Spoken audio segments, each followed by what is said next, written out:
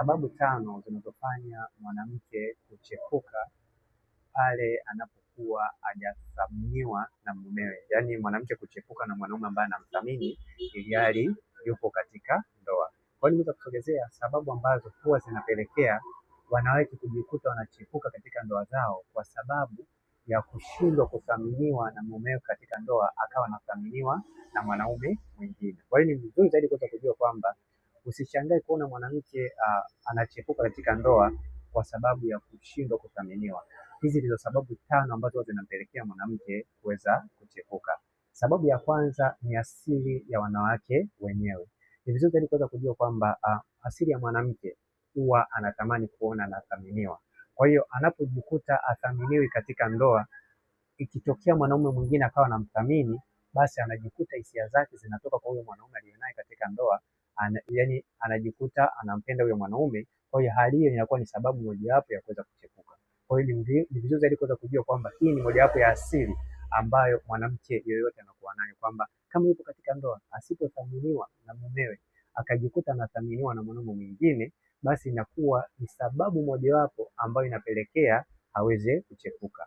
Na pia sababu ya pili ni upotevu wa hisia au kukosekana kwa hisia za mumewe.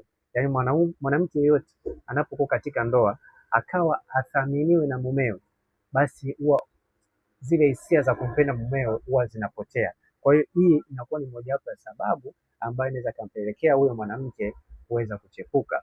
Na pia sababu ya tatu ni msukumo wa marafiki, jamii ama ndugu.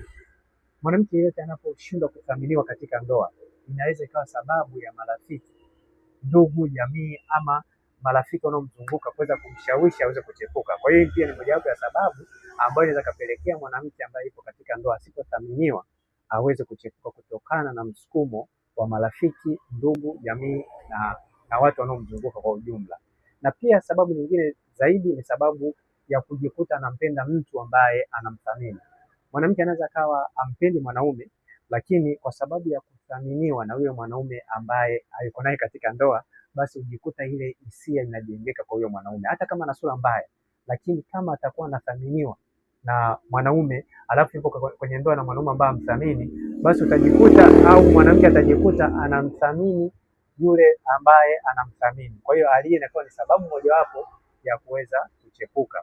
Na pia sababu nyingine zaidi ambayo inapelekea mwanamke aliyepo katika ndoa kuweza kuchepuka ni sababu ya kukosekana kwa mawasiliano mazuri kati ya mwanaume na mwanamke, kwa sababu mwanaume anaposhindwa kumthamini mwanamke, basi kuna kukosekana